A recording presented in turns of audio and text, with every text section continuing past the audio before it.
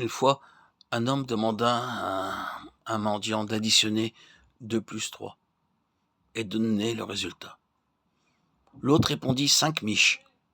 Au lieu d'indiquer le résultat seul, soit 5, il dit 5 miches de pain. Ses premières pensées allaient à son ventre. Les disciples étaient ainsi. Ils pensaient à eux-mêmes, à leur propre honneur, à leur position. Aussi bien que le Seigneur Jésus parla simplement et clairement, ils ne pouvaient pas comprendre. Par contre, les femmes croyaient ce que disait le Seigneur, tandis que tous ses disciples ne pouvaient pas comprendre ce que notre Seigneur disait si clairement. Marie comprit, Matthieu 26, 2-12. Notre Seigneur témoigna qu'elle n'était pas venue à lui pour obtenir une faveur. Il était tout à fait évident qu'elle n'était pas malade. Elle n'était pas venue pour exposer quelques problèmes. Elle était venue pour le préparer pour son ensevelissement. Jean 12, 7.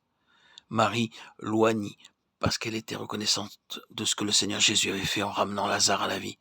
Alors qu'elle loignit ses pieds, son cœur était plein de gratitude. Matthieu 26, 12.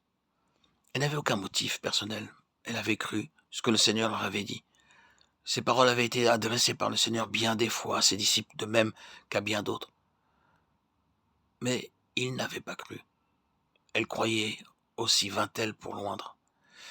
D'une certaine manière, ses yeux avaient été ouverts, et elle commençait à comprendre qu'il donnait sa vie volontairement pour le monde entier. Jean 10, 11, 15, 17, 18. De façon claire, le Seigneur avait annoncé à ses disciples qu'il allait sacrifier volontairement sa vie pour ses brebis. Il ne cherchait ni à les faire pleurer, ni à s'attirer leur sympathie. Il disait, ne vous inquiétez pas de ma souffrance. Aucun homme n'a de pouvoir sur moi. Je vais donner ma vie volontairement, afin que les brebis puissent entrer dans ma bergerie. Pas un seul homme ne crut ces paroles. Seule cette simple femme crut qu'il allait mourir en tant qu'agneau de Dieu. Peut-être pensait-elle, je sais maintenant pourquoi Jean-Baptiste a dit, voici l'agneau de Dieu qui ôte le péché du monde. Car le Seigneur Jésus leur disait maintenant que dans 2 jours ce serait la Pâque, et que le jour de la Pâque, il allait mourir à leur place, comme l'agneau de Dieu. Croyant cela, cette femme apporta un vase d'albâtre, contenant un parfum très coûteux, Matthieu 26, 7. Je ne sais pas quel était réellement le prix, peut-être était-il de 300 deniers, Marc 14, 5.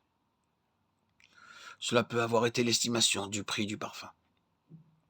Mais selon l'évangile de Matthieu, c'était un parfum de grand prix. Ce prix ne pouvait pas être estimé par quelqu'un de la foule. Il était si coûteux. La femme a dû dépenser tout ce qu'elle possédait pour acheter ce parfum. Généralement, un tel parfum n'était utilisé que par les gens riches, dans des occasions spéciales, comme les mariages, et seulement par l'épouse et l'époux. Seule une famille riche pouvait utiliser un tel parfum, pas une famille pauvre. Tout ce que possédait cette femme avait dû passer dans l'achat de ce vase de parfum. Pour l'acquérir, elle avait dû endurer beaucoup de souffrances, de sacrifices et de peines. Puis elle l'apporta au Seigneur Jésus, brisa le vase et répandit le parfum sur lui. Marc 14, 3. Généralement, le vase avait un tout petit trou pour verser le parfum, car il devait être conservé longtemps. Son propriétaire ne voulait pas le déverser juste sur une seule personne. Il pouvait être ainsi gardé pendant des années. De plus, c'était un parfum agréable, tellement puissant qu'une seule goutte était nécessaire. Mais cette femme voulait verser tout le parfum sur le Seigneur. Elle ne voulait pas garder une seule goutte pour elle-même ou pour d'autres. Elle aurait pu en rester sur le bord du vase, mais elle voulait que chaque goutte soit versée sur lui.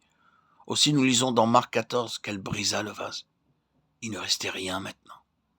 Elle y versa tout sur la tête et son corps entier, dût-il être oint.